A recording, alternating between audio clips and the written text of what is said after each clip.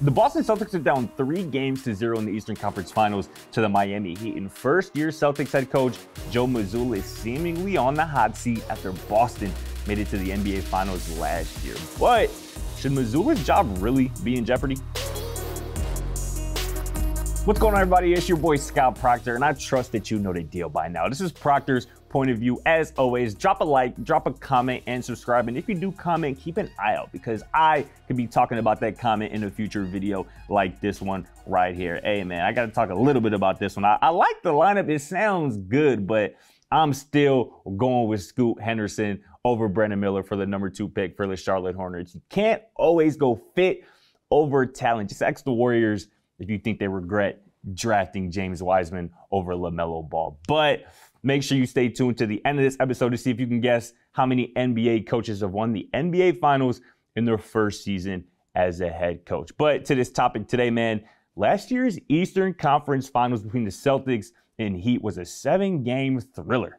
And this year's edition looks like anything but the complete opposite. After a 26-point beatdown on Sunday to go up 3-0, I have to start this episode off with a bit of an apology. Mr. Jimmy Butler, I'm sorry, man. I'm sorry. Like many people out there, we doubted you, my man. Last week, I told America, I told the faithful PPO viewers that I trusted Jason Tatum more than I trusted you, Jimmy. And for that, I apologize, and I want to say that I was wrong, man. Please forgive me, Jimmy. But in all seriousness, Joe Mazzulla looks like the guy who will be asking for forgiveness this offseason if the Celtics don't turn this thing around.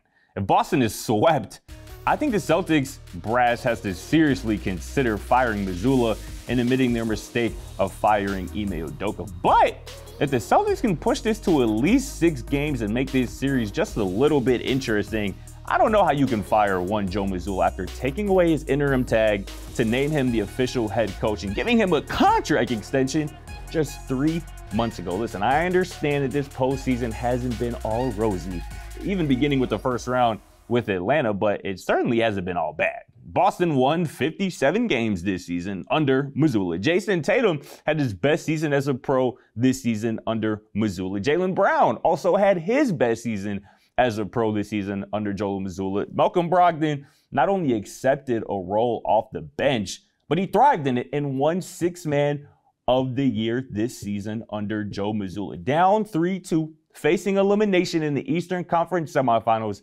just like the Celtics were last year, the Celtics climbed out of it to appear in the Eastern Conference Finals for the 2nd consecutive year. And that's what we have to remember, that this team was in the NBA Finals last year, granted under Ime Udoka. How often do we expect teams to just return to the NBA Finals as if that's just some easy task? Not very often, because it's understood that it's very hard to accomplish such a feat, especially with a new first-time head coach. Now, Joe Mazzulla should not be absolved, and he cannot be absolved for what has transpired here recently, but he did a good enough job this season to be named the Eastern Conference Coach of the Month twice, and again, earn a contract extension from the Celtics mid-season. But more importantly, we really need to be looking at Jason Tatum and Jaylen Brown for the Celtics meltdown. And that rhymed. I'm a poet and I didn't even know it. But for this series, Jason Tatum is shooting 5 of 20 from 3-point range. That's 25%. Jaylen Brown,